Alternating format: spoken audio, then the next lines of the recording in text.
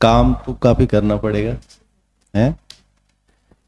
देखिए, इंटरव्यू एक पर्सनालिटी का एक एवेल्युएशन है व्यक्तित्व का।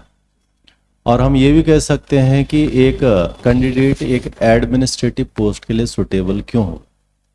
आपका नॉलेज जो कंसेप्चुअल फैक्चुअल है वो तो आपका पीछे प्री और मेंस में ले चुके हैं। अब ये देखना चाहते हैं कि अमंग द कैंडिडेट्स कौन सा कैंडिडेट एक एडमिनिस्ट्रेटिव पोस्ट के लिए ज़्यादा सुटेबल है, फिजिबल है एंड परफेक्ट है।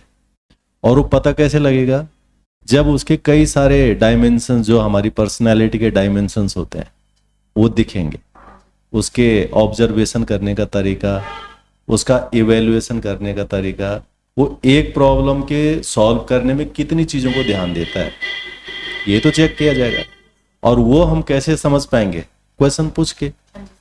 अब हम कोई करंट क्वेश्चन पूछ रहे हैं तो इससे ये पता लग रहा है कि how much aware are you about the surroundings, what is going on. प्रशासन में आदमी है तो उससे यही तो अपेक्षा की जाएगी कि उसे पता लगे कहाँ एक्सीडेंट हो गया, कहाँ ये हो गया, कहाँ बाढ़ आ गई, कहाँ फ्लड आ गया, कहाँ क्राइम हो गया। तो वो अवेयरनेस वाला कैरेक्टर इससे पता लगेगा। तो उसके लिए हमारी वो अवेयरनेस दिखनी चाहिए जवाब में। करेक्ट। पहली बात यह है कि आपका आई कांटेक्ट ये और बेहतर होना चाहिए, क्योंकि हमारे सामने जितने लोग बैठे हैं वो सभी हमारे क्वेश्चन को सुन रहे हैं। तो हमारा कम्युनिकेशन उनके साथ रहना चाहिए। शायद मेन कम्युनिकेशन उसके साथ रहना चाहिए जो बात कर रहा है, क्वेश्चन पुटअप कर रहा है, और बाकी लोगों के साथ भी हमारा एक इनडायरेक्ट कम्युनिकेशन होना चाहिए। और वो आप खुद देखेंगे कैसे करना है।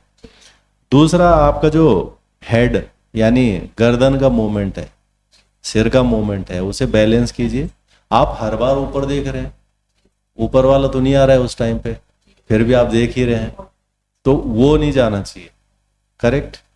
दूसरी बात जो है, जब क्वेश्चन नहीं आ रहा है आपको तो आप जो है अपना आंख ऊपर करके कहीं खो रहे हैं। आपको आता है तो बोलिए, और नहीं आता है तो जो भी चीज़ है यस एंड नो के अंदर होना चाहिए। नहीं तो वो जो गैप आपका है ना आंसर देने में, उतना टाइम नहीं मिलेगा। तो आपको वो चीज़ें ध्यान रखनी। बाकी कई बार ऐसा होता है कि क्वेश्चंस हमें नहीं आ रहा है बढ़िया सा, हम उसमें जो है अपना एक्सक्यूज़ दे रहे हैं, तो हम दे सकते हैं उसे, कोई प्रॉब्लम नहीं है। बट हर में एक्सक्यूज हो जाए वो भी समस्या है, वो भी ध्यान रखना है। ठीक है। अच्छा, उसके अलावा जो है ये जो रिकॉलिंग पीरियड है ना आपका, आप जो याद कर रहे हैं कि जैसे चांस मिल रहा है कि कितनी देर में मुझे याद करना है, तो वो बहुत ज़्यादा नहीं जाना चाहिए, जल्दी जल्दी उसका जवाब आ जाना चाहिए। ठीक है। अब आते हैं हम क्वेश्चंस पे। पहला क्वेश्चन तो हमारा जैन जी।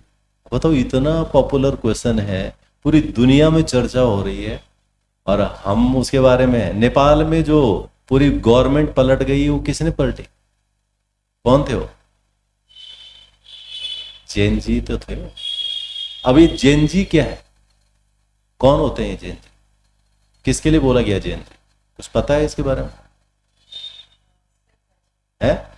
और नेपाल में तो पूरी सरकार पलट गई, बांग्लादेश में भी लगभग इस तरह के युद्ध थे, और यूरोप के पता नहीं कितने देशों में ये चीज हुआ, जैन जी मूवमेंट। और भारत में भी जो है, और भारत तो छोड़ो, उत्तराखंड में ये जो अभी यहाँ लड़कों के बच्चों के आंदोलन हुए, उसमें भी जैन जी वाला कंसेप्ट आ रहा था। तो हमें इसके बारे में जानना चाहिए। एक क्लैरिफिकेशन मैं देता हूँ, ये कोई जो है ऑथेंटिक क्लैरिफिकेशन नहीं है, बट जो अभी तक है कि जो 1997 के बाद पैदा हुए हैं उनके लिए क्या बोला गया है, जैन जी। और जो 1997 से पहला पैदा हुए हैं उनको कुछ और शब्द है, और पीछे वालों के और शब्द। ये 3 शब्द पॉपुलरली इस्तेमाल हो रहे हैं आजकल, तो आप जानिए इसके बारे में क्या है। दूसरा क्वेश्चन था हमारा ऑपरेशन ब्लैक फॉरेस्ट। आपको पता है कि नक्सल जो प्रॉब्लम है भारत के अंदर, वो ऑलमोस्ट खत्म होने वाली है, और सरकार ने उसका जो है मार्च 2026 की डेट फिक्स कर रही है कि हम इसे खत्म कर देंगे, और ये ऑलमोस्ट होने वाला है। और रिसेंट में आपने सुना होगा, बड़े बड़े जो नक्सल्स बॉस थे वो कोई पकड़े जा रहे हैं, कोई मारे जा रहे हैं ऑलमोस्ट। तो उसी को कंट्रोल करने के लिए ऑपरेशन ब्लैक फॉरेस्ट गृह मंत्रालय होम मिनिस्ट्री ने चला रखा है, और ये बड़ा अचीवमेंट्स है का भारत का अभी तक का। इतनी पीछे जो हमारे इतने दशक हो गए हैं, ये प्रॉब्लम सॉल्व नहीं हो रही थी। तो ये बहुत इंपॉर्टेंट एस्पेक्ट्स है। और अभी क्या हो रहा है, सारी मिनिस्ट्री के जो है एनुअल रिपोर्ट्स आ रही हैं भारत सरकार की, उनमें ये सारा दिखाया जा रहा है। अगला क्वेश्चन था हमारा कि आप एसडीएम हैं और नंदा राजजात यात्रा में आपकी ड्यूटी लग गई है और आप क्या चीजें वहां देखें। तो आप, यही तो ऑब्जर्वेशन है आपका।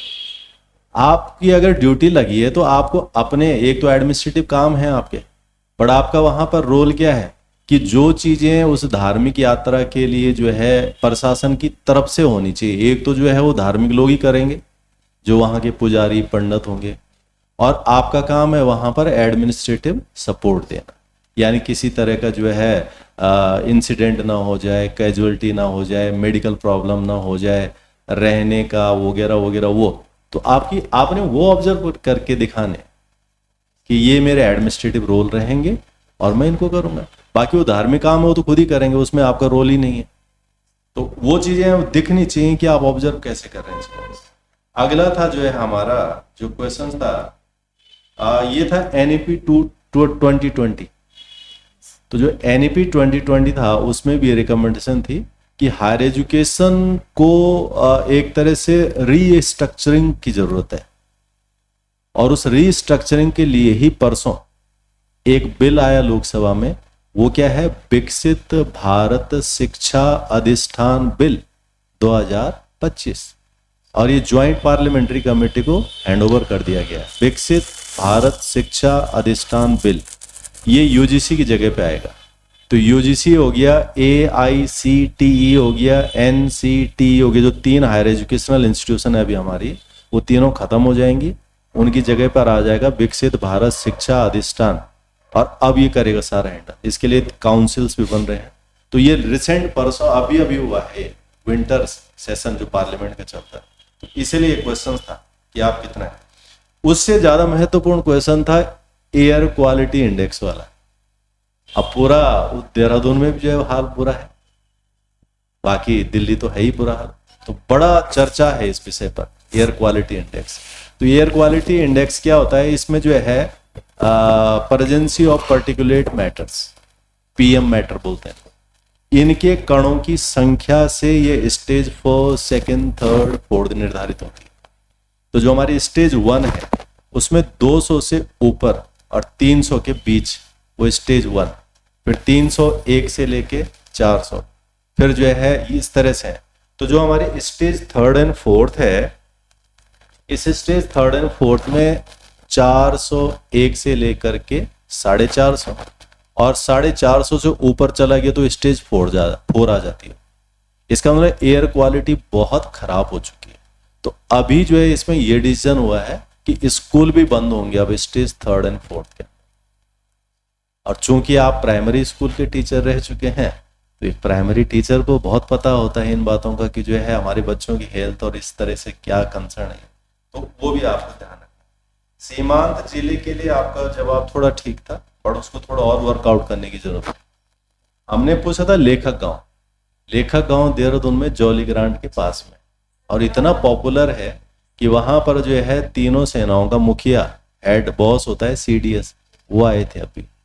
और अभी जो है बहुत सारे प्रोग्राम उत्तराखंड सरकार के वहीं हो रहे हैं लेखक गांव के अंदर, करेक्ट है। तो हमें पता होना चाहिए कि क्या चीजें यहाँ पे, क्या चीजें यहाँ पे हो रही है, तो काफी चल रहा है उसका। दूसरा अगला हमारा क्वेश्चन था माइग्रेशन एंड रिवर्स माइग्रेशन।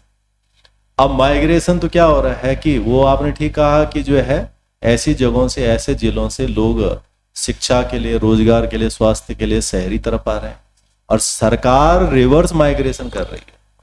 तो रिवर्स माइग्रेशन के लिए कई सारी स्कीम चल रही हैं, कई सारी योजनाएं चल रही हैं रिवर्स माइग्रेशन की, यहां से लोगों को फिर वापस, जैसे कोविड के दौरान हुआ था तो सरकार ने बहुत सारी योजनाएं चलाई थी गांव के लिए।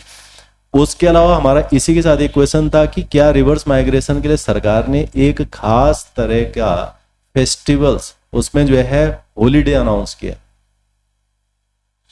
तो वो कौन सा है। उत्तराखंड में दिवाली के 11 दिन बाद एक और दिवाली होती है, क्या बोलते हैं उसे, है उसे बूढ़ी दिवाली, आकाश दिवाली, ऐसे कई सारे शब्द इसके लिए इस्तेमाल।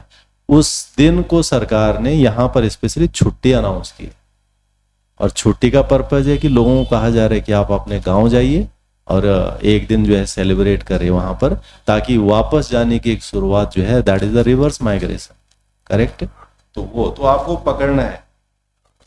ये जो क्वेश्चंस हैं ये करंट से जुड़े हुए हैं सारे, और यहां से ये पता लगता है कि how much aware are you regarding the whole aspects, एक। दूसरा, आपसे जिस लैंग्वेज में कम्युनिकेशन किया जा रहा है आप उसमें ही करने की कोशिश करेंगे, देन इट इज गुड, ये सही रहेगा। इसका मतलब ये हुआ कि हम इंग्लिश में बात कर रहे हैं, देन आप इंग्लिश में बोलेंगे, हालांकि आपके पास चॉइस है वहां पे। बट अगर कोई हिंदी में बोल रहा है देन नो प्रॉब्लम, हम हिंदी में बोल सकते हैं। हमें उत्तराखंड में नौकरी करनी है, इवन हो सकता है कि हमें कहीं कहीं पे यहाँ की स्थानीय भाषा बोलनी पड़े, कुमाऊनी गढ़वाली बोलनी पड़ेगी। तो भाषाओं पर हमारी पकड़ होने का मतलब है कि हम बेहतर हैं, हम समाज के लिए उतने सुटेबल हैं, दिस ऑल करेक्ट। तो ये चीजें आपने काम करके लानी है नेक्स्ट वाले मौके, वहां ये परफेक्ट होना चाहिए आपका साथ। Got it?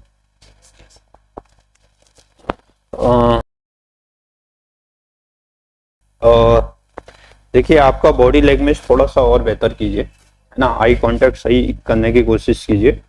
एक जो आप जो है बैठ के ऐसे हैंड फोल्ड कर रहे हैं और फिर ऐसे मटक रहे हैं ना, ये बैड इंप्रेशन जाता है ना। आपको सिंपल बैठ के अपने दोनों हैंड इस तरीके से मतलब आप अपने ऐसे रख सकते हैं, है ना। तो आप यूं नहीं कि ऐसे ऐसे कर रही है ना, तो इससे लगता है कि हाँ आपका कॉन्फिडेंस जो है ना। तो इससे पता चलता आप ऐसे कर रही हैं बार बार इनको, है ना, कई बार जो है इस तरीके से। तो वो आप ध्यान रखिए, ठीक है। आपका कॉन्फिडेंस जो है मुझे कम दिख रहा है ना, तो थोड़ा सा भी कॉन्फिडेंस रहिए। दूसरा जो है, जैसे क्वेश्चन जो है अब जो पूछे जा रहे हैं आप उनका एक तो टाइम बहुत ले रहे हैं, जैसे आप रिकॉल करने की कोशिश कर रही हैं और बावजूद उसके गलत जवाब दे रही है ना। जैसे मैंने कई क्वेश्चन आपसे पूछे कि क्या कहते हैं अर्थ जोनेशन वाला है, आप कह रही कि रिकॉल तो कर रहे हैं उसको, लेकिन क्या है टाइम ले रहे हैं, फिर कह रहे हैं सर नो। आप तुरंत कहिए अगर आपको नहीं पता है ना। अगर अदरवाइज आप थोड़ा जानते हैं तो उसमें टाइम ले सकते हैं, लेकिन वो टाइम जैसा सर ने बताया थोड़ा आपका ज्यादा जा रहा है, ठीक है। दूसरा, जैसे आपने कहा देवभूमि ऋग्वेद में है ना, देवभूमि ऋग्वेद में है, आप श्योर हैं? उसको जरा कंफर्म कीजिए, है ना। वैसे देवभूमि जैसे उत्तराखंड को भी कहते हैं, हिमाचल को भी कहते हैं, है ना। तो ये एक जनरल वे में कहते हैं, अगर इसका उल्लेख है तो आप वहां पे बताइए। जैसे मैंने आपसे कहा कि उत्तराखंड और तो जो पुराणों में जो जाना जाता है उसको केदार खंड के नाम से जानते हैं, ठीक है। तो स्कंद पुराण जो है उसमें केदार खंड, मानस खंड कहा गया है ना उत्तराखंड। तो वो थोड़ा आप उस पर अवेयर रहिए, है ना। पंचबद्री पंच केदार क्या है, बेसिक चीज है ना उत्तराखंड के परिप्रेक्ष्य में, तो ये तो आपको पता होना चाहिए। तो कहीं ना कहीं इससे लग रहा है कि आप उत्तराखंड जो है ना, उत्तराखंड मीन्स क्या हो गया, हाँ। तो थोड़ा सा उत्तराखंड को मजबूत किए, क्योंकि उत्तराखंड में ही तो आपने सर्विस करनी है ना। तो उत्तराखंड की जैसे आपको, क्योंकि ये बेसिक है, पंचबद्री कहाँ पे है, अब आपने बद्री कहा, तो पंचबद्री सिर्फ और सिर्फ चमोली डिस्ट्रिक्ट में है, ठीक है। पंच केदार में जो है चमोली, रुद्रप्रयाग आ जाते हैं, और वो कौन कौन से हैं, है ना, किसके लिए समर्पित हैं, ये आपको बेसिक जानकारी होना चाहिए, ठीक है। आपने हरेरा तो बता दिया कि एनवायरमेंट कंजर्वेशन के लिए है, लेकिन मूल क्या है हरेरा, है ना, कब से उसका मतलब किस रूप में पूजा जाता है, तो वो ज्यादा मतलब आपके आंसर को ज्यादा वैल्यूएबल बनाएगा, ठीक है। दूसरा, मैंने आपको इलेक्ट्रोमैग्नेटिक स्पेक्ट्रम से पूछा, है ना, तो वो आपका मतलब वो बड़ा गोलमोल जवाब था, है ना। तो उस पर थोड़ा सा, क्योंकि आप फिजिक्स से हैं तो आपको पता होना चाहिए कि ये आपका कॉस्मिक रेज है, फिर गामा आता है ना। आप बिल्कुल एक, है ना, इस तरीके से एक्स रेज, गामा रेज आपका, फिर अल्ट्रावायलेट आता, फिर विबग्योर आता, यानी जिसको विजुअल स्पेक्ट्रम कहते हैं, ठीक है। फिर जो है आपका क्या आता है, माइक्रोवेव आता है, फिर लास्ट में रेडियो वेव, ठीक है। तो आपको ये बताने हैं कैसे काम करता है ये आपको पता होना चाहिए कि रेडियो वेव में जो है हमारा जो पूरा कम्युनिकेशन सिस्टम चला, हम आपसे बात कर पा रहे हैं, है ना, जैसे उसमें तो वो सारा रेडियो वेव है। तो ये मतलब इसको थोड़ा सा वो कीजिए, क्योंकि आप पीसीएम बैकग्राउंड से हैं, है ना। और जैसे मैंने गैसें, क्योंकि आपने मास्टर किया नहीं है तो ग्रेजुएशन से, हाँ, क्योंकि आपका फिजिक्स केमिस्ट्री मैथ है, तो मैं मतलब थोड़ा बेसिक वो तो होना चाहिए कि एक कोई बहुत ज्यादा डिटेल में ना भी पता हो कोई बात नहीं, हाँ। आप बोल सकते हो कि गैप बहुत हो गया है सर, तो लंबा गैप हो गया है तो इसलिए मैं रिकॉल नहीं कर पा रहा। हाँ, ये तो कह मतलब सकते हैं। कॉन्फिडेंस के साथ मना करना आना चाहिए, हाँ, क्योंकि ये रियलिस्टिक आंसर होगा, जाहिर सी बात है, ऑनेस्ट और रियलिस्टिक आंसर होगा कि 2015 की ग्रेजुएशन थी तो उतना ज्यादा याद नहीं है, और जितना मुझे याद है मैं उतना आपको बता देती। हाँ, और उसमें ये भी आप कह सकते हैं, क्योंकि मैं सर बेसिक प्राइमरी टीचिंग में हूँ, तो मतलब मेरा ज्यादा फोकस उस पर रहता है, तो मतलब एक अपने सपोर्ट करना है उसको, है ना।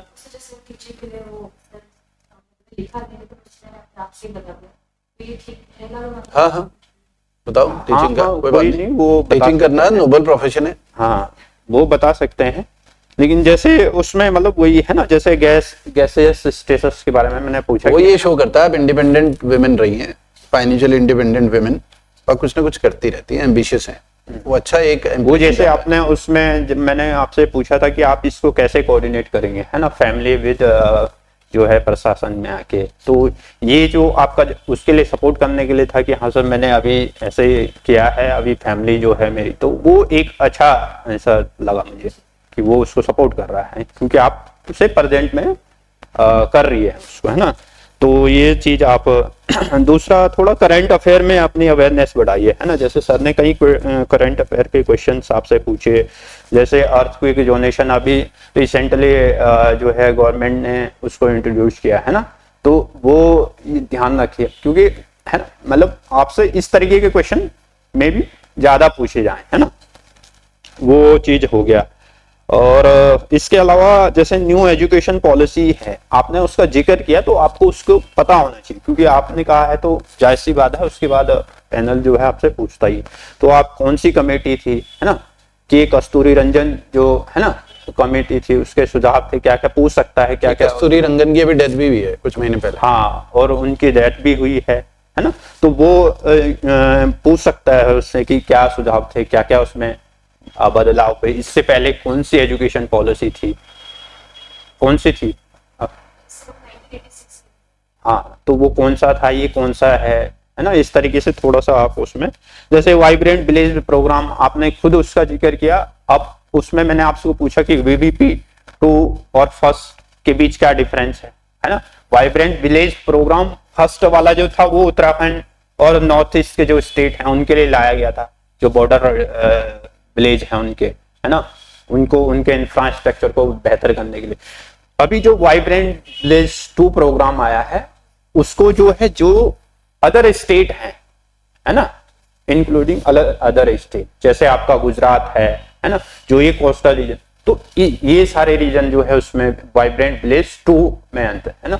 और आपने उसको कहा कि सर उसमें और ज्यादा विलेज जो है ऐड कर दिए, है ना, तो वो थोड़ा सा आप मतलब जो क्वेश्चन आता है यस नहीं तो आप कह सकते हैं इसमें, ठीक है। तो इसी यही है आपके, बाकी हैंड मूवमेंट का मैंने आपको बता दिया। जैसे एक माइग्रेशन का कुछ क्वेश्चन ऐसे सर ने जैसे एक एग्जांपल के लिए एक क्वेश्चन पूछा था, माइग्रेशन, रिवर्स माइग्रेशन क्या है, तो आप कह रहे हैं कि माइग्रेशन जो सर हिल एरिया से, इसमें कोई ज्यादा वो नहीं है, but migration in general term में भी हो सकता है ना, तो है ना, तो आपने हिली एरिया से ही कहा, ऐसा तो है नहीं कि हिली एरिया से माइग्रेशन होता है ना, तो उसको एक पहले जनरल, हाँ, अगर आपसे पूछा जाए कि उत्तराखंड के संदर्भ में माइग्रेशन और रिवर माइग्रेशन क्या है, तो तब आपका जवाब वो ज्यादा बेहतर रहेगा, है ना। तो ये मेरे कुछ सुझाव थे इस पे, बाकी ठीक है। हाँ सर ने सबसे पहले आपसे पूछा कि आप कौन सी लैंग्वेज में कंफर्टेबल हो, आपने बोला हिंदी इंग्लिश दोनों, सर ने बोला संक्षिप्त में परिचय दो,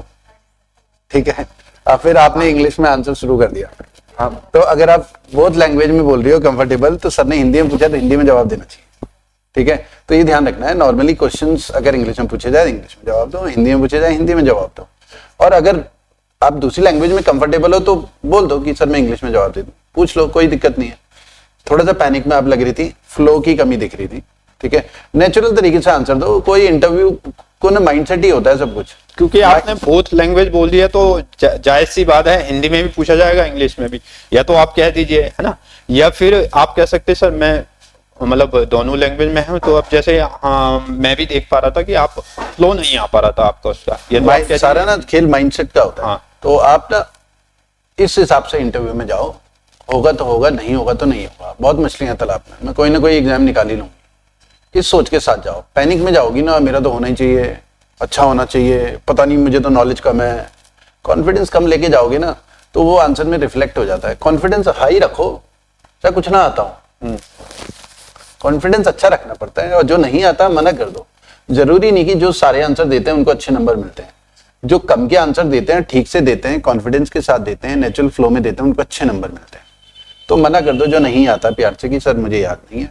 और जैसे सर ने बोला था कि गैसेस बताइए एटमॉस्फेयर का, तो अच्छे से आंसर प्रेजेंट करना है ना कि सर मैं ऑर्डर तो नहीं बता सकती लेकिन ये गैसेस होती हैं, इस टाइप से। क्योंकि आप तो तुक्के वुक्के मार रही हैं, तुक्के मारने की कोशिश कर रही हूँ उसमें, तो वो सब नहीं करना है। अब जैसे आपने सर ने बोला था कि आप अगर एसपी हो, ठीक है, कहीं चारधाम यात्रा या किसी में सर ने बोला था राजजात यात्रा में, तो law and order word use करना है। एज ए एसपी सब लॉ एंड ऑर्डर सबसे इंपॉर्टेंट, लॉ एंड ऑर्डर को मेंटेन करना, ये वर्ड जरूर यूज करना है। क्राउड मैनेजमेंट, अच्छे अच्छे वर्ड भी यूज करने हैं ना, law and order, crowd management, ठीक है, सारे स्टेक होल्डर्स को इन्वॉल्व करना, जो जो लोग इन्वॉल्व होंगे एडमिनिस्ट्रेशन में, ऐसे वर्ड यूज करने हैं, ठीक है। उसके अलावा मैंने बोलता फैमिली जो है कैसे मैनेज करोगे। आप तो होम पोस्टिंग मांगोगे, आजकल तो सभी मांगते ही हैं ऐसा जॉब लगने के बाद। तो देखो आंसर वही है कि आपको ना इसका आंसर अच्छे से तैयार करना है। आपको बोलना है कि हाँ हाँ, तो इसका आंसर देखो ये है, सबका अलग हो सकता है, इंडिविजुअल हो सकता है, वो आप उसमें वर्कआउट कीजिए थोड़ा, फिर उसका जवाब आप बनाएंगे वो कौन, वो आपके ठीक है। लेकिन प्रैक्टिकल आंसर देखो, इस तरह प्रैक्टिकल रियलिस्टिक आंसर जो है आज की डेट में ना, बोलना है कि आजकल तो सर हस्बैंड वाइफ दोनों जॉब करते हैं और अलग अलग जगह जॉब करते हैं। आजकल कम्युनिकेशन इतना अच्छा है कि आ जा सकते हैं छुट्टी में, आना जाना इजी हो गया है। कम्युनिटी फ्लाइट्स वगैरह भी रहती हैं आजकल, कुमाऊं की तरफ से गढ़वाल की फ्लाइट्स भी रहती हैं। उसके अलावा आजकल मोबाइल टेक्नोलॉजी इतनी है कि वीडियो कॉल हो जाती है, ठीक है। वीडियो कॉल, अगर मेरी पोस्टिंग पिथौरागढ़ भी है कोई दिक्कत नहीं है, बेटी के साथ वीडियो कॉल कर लूंगी, रोज वीडियो कॉल की सुविधा है, ठीक है। और अपनी सास का भी नाम, सास ससुर है, हाँ, कि उनके साथ वो बड़े अच्छे से रहती हैं, सास ससुर सारा देख लेते हैं। मैं तो अभी भी टीचिंग कर रही हूँ, तो मुझे कोई दिक्कत अभी तक हुई नहीं, ठीक है। वो बल्कि ज्यादा उन्हीं के साथ टाइम स्पेंड करती है, वीडियो कॉल वगैरह करके। बाकी छुट्टियों में आना जाना रख सकते हैं, और जब स्कूल की उसकी गर्मियों की छुट्टियां पड़ेगी मेरे साथ पिथौरागढ़ में रहेगी। और मेरे तो कई रिलेटिव्स ऐसे ही जॉब कर रहे हैं, हस्बैंड वाइफ दोनों करते हैं, सारी चीजें मैनेज हो जाती हैं। थोड़ा इस तरीके से प्रैक्टिकल सा रियलिस्टिक सा आंसर तैयार करना है, ताकि आपने फ्यूचरिस्टिक सोच रखा है कि ये सारी चीजें मैनेज हो सकती है और मेरे सास ससुर मेरे हस्बैंड सब कोऑपरेटिव है, तारीफ ही करनी है। इस टाइप से कुछ आंसर आपने तैयार करना है अपना, ठीक है। और उसके अलावा आज का न्यूज़पेपर तो आपने खैर पढ़ा नहीं था, अमेरिका ने वेनेजुएला पे अटैक करा कल रात को, ठीक है। वहां के राष्ट्रपति को उठा के ले गए, वो किडनैप ही कर दिया, ठीक है। तो चलो वो तो खैर आपको नहीं पता था, देखा नहीं आपने। और उसके अलावा मैंने पूछा था इन्वायरमेंट और डेवलपमेंट को कैसे बैलेंस करेंगे, ये पूछा था। तो जब भी डेवलपमेंट किया जाए ना, उसका इन्वायरमेंट इंपैक्ट असेसमेंट करवाना है, ऐसे वर्ड यूज करने हैं। EIA वर्ड यूज होता है, इन्वायरमेंट इंपैक्ट असेसमेंट, हर डेवलपमेंट वर्क का, ताकि वो जो नुकसान होता है ना इन्वायरमेंट का, उसका कंपनसेशन भी किया जाए। तो इसलिए इको फ्रेंडली कोशिश करनी है कि वो इको फ्रेंडली कंस्ट्रक्शन वगैरह हो। और उसके अलावा रेगुलेटेड टूरिज्म जो है ना, इसीलिए सरकार क्या करती है कि ऑनलाइन रजिस्टर करना है, कितने लोग चारधाम यात्रा पे जा रहे हैं, रेगुलेट कर रही है टूरिज्म को कि एक लिमिट के साथ लोग जाएं, सारी भीड़ एक ही दिन ना पहुंच जाए, बहुत प्रॉब्लम हो जाएगी ना, इंफ्रास्ट्रक्चर सपोर्ट करने लायक तो है नहीं। लोगों का पार्टिसिपेशन भी करवाना है वहां पर, ताकि वहां पर दुकानें हो, होम स्टे हो, ये सारी चीजें करनी है, ठीक है।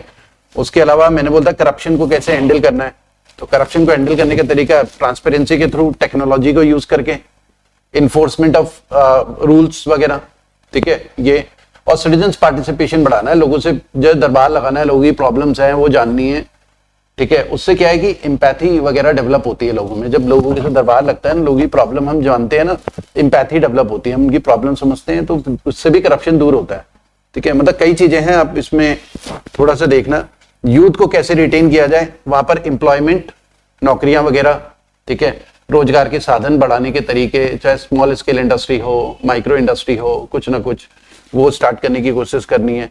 इंटरनेट वगैरह होना चाहिए, अच्छी एजुकेशन होनी चाहिए, हेल्थ अच्छा होना चाहिए, ठीक है, और लोकल जो प्रोडक्ट्स हैं उनको वहां पर प्रमोट किया जाए ताकि उनकी आमदनी बढ़े।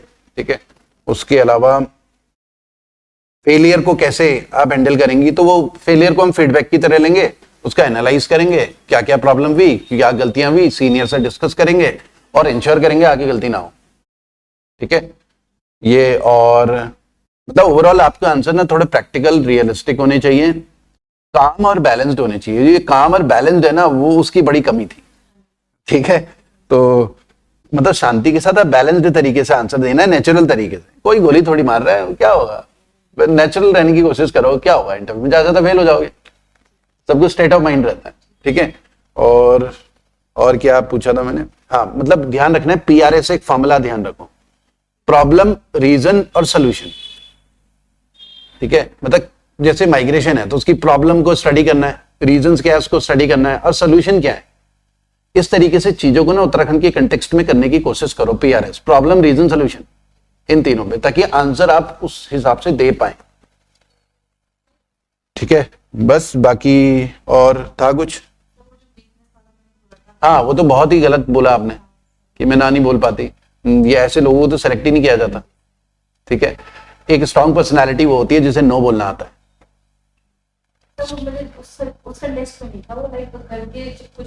आप जो भी कंटेक्स्ट था, आप तो कह असल रहे में हैं आपने एनालिसिस ही नहीं करा अपना, आपको लगा मैं क्या बोलूं तो ये बोल देती हूँ, है ना।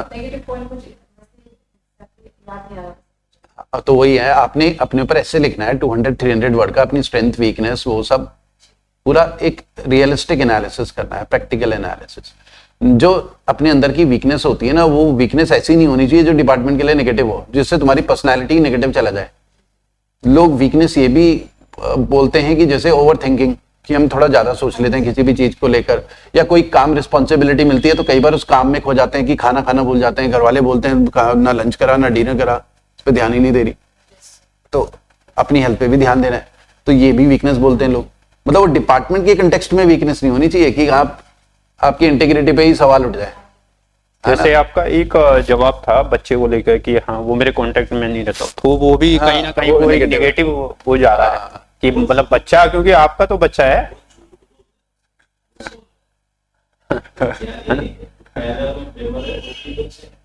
तो इससे एक मतलब वो जा रहा है कि आपका ही तो बच्चा है ना, और को तो है नहीं, तो इतना बढ़िया आंसर है कि आजकल तो वीडियो कॉल की सुविधा है। हाँ, तो वो एक वीडियो कॉल किस लिए है, इसीलिए तो है कि कनेक्ट बना रहे। अच्छा, आजकल लोग कहीं भी जाते दूर दूर से वीडियो कॉल करते हैं, आए दिन में भी कर रहे, रात को भी कर रहे, तो एक कनेक्टिविटी बनी हुई है। इसी तरीके से लोग नौकरी कर रहे हैं, बताना कि सब कर रहे हैं आजकल नौकरी, अकेली तुम थोड़ी पहली महिला थोड़ी होंगी देश की जो महिला नौकरी कर रही होगी। देश की महिलाएं कर रही है नौकरी, बच्चा दादी के पास है, हाँ ये कभी नानी के